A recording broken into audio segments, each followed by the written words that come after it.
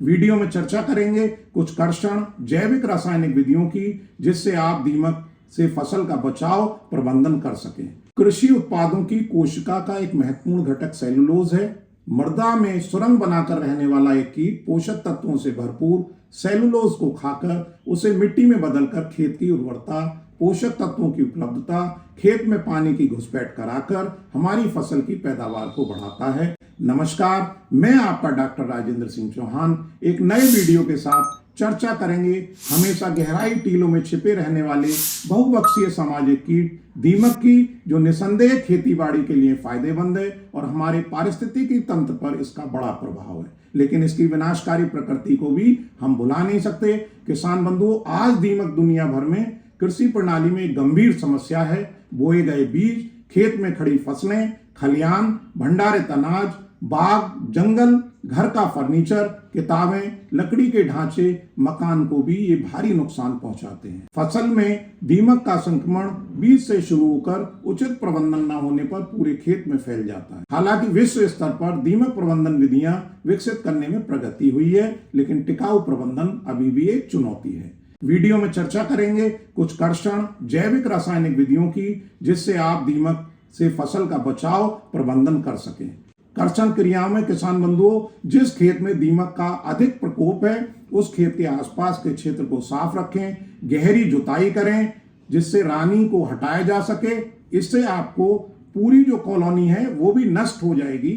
फसल में दीमक के टीलों के आसपास लकड़ी की राख डालकर भी दीमक का प्रबंधन किया जा सकता है। बागों का रोपण रेतीली या रेतीली दोमट में नहीं करें क्योंकि दीमक इसमें बहुत जल्दी पनपता है। जैव नियंत्रण में किसान बंधुओं, चींटियां, ततैया, मकड़ी, झींगुर मक्खियां, ड्रैगन फ्लाई, कॉकरोच, बिच्छू भी दीमक को अपने भोजन के रूप में लेते हैं, उसकी संख्या में कमी करते हैं।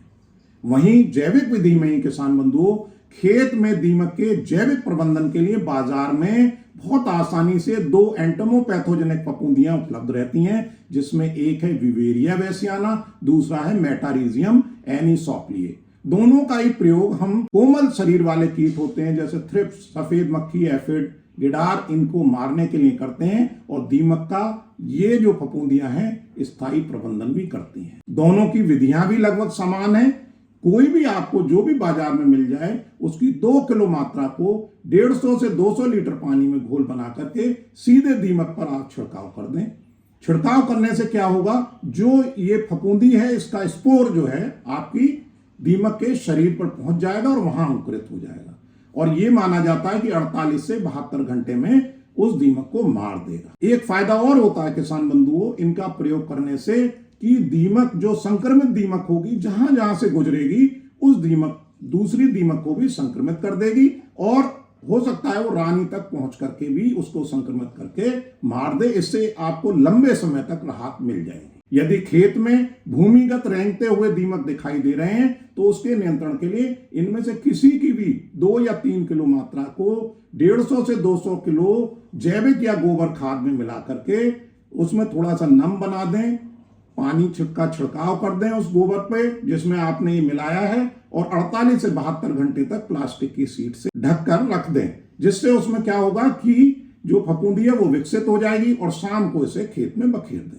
दीमक का प्रभावी नियंत्रण हो जाता है। कुछ रसायन भी हैं किसान बंधुओं जो दीमक का प्रभावी नियंत्रण करते हैं, जैसे बाइफेंथ्रिन 10% EC की 1 लीटर मात्रा को 2 लीटर पानी के साथ मिला करके 20 से 25 किलो रेत में मिलाकर आप खेत में फेंक दें और पानी लगा दें, इससे भी प्रबंधन होता है। वहीं अगर खड़ी फसल में आपको दीमक दिखाई दे रही है तो क्लोरोपाइरीफॉस 20% EC की 2.5 से 3 लीटर मात्रा को प्रति हेक्टेयर की दर से सिंचाई के पानी के साथ आप चला सकते हैं या 40 से 50 किलो मिट्टी में मिला करके खेत में आपको फेंक देना है और उसको खेत में पानी लगा देना है। यदि बोए गए बीज में दीमक के द्वारा नुकसान हो रहा है तो 4 मिली मात्रा इस क्लोरोपाइरीफॉस से आप बीज उपचार भी कर सकते हैं। प्रति किलो आपको 1 किलो बीज में 4 मिली मात्रा मिलानी है। एक दानेदार दवा भी किसान बंधु आती है, फिप्रोनिल 0.3% GR। इसकी 20 किलो मात्रा को आप प्रति हेक्टेयर की दर से खेत में फेंक करके भी दीमक का नियंत्रण कर सकते हैं। ये कुछ रासायनिक विधियां हैं, लेकिन इनमें विशेष रूप से आपको यह ध्यान रखना है कि हाथों में आपके ग्लव्स हो, मुंह पे मास्क बंधा हो, आंखों पे चश्मा होना चाहिए, ताकि इनका कोई भी संक्रमण, ये जो दवा का कोई भी असर आपके शरीर पर ना आए। किसान बंधु, एक जानकारी और आपको दे दूं, जो पेशेवर हमारे कीट नियंत्रक होते हैं, जो बाजार में आपने देखा होगा, जो हमारे मकान जब बन रहे होते हैं वहां भी एक टैबलेट आती है, उस टैबलेट के अंदर बोरिक एसिड का प्रयोग किया जाता है।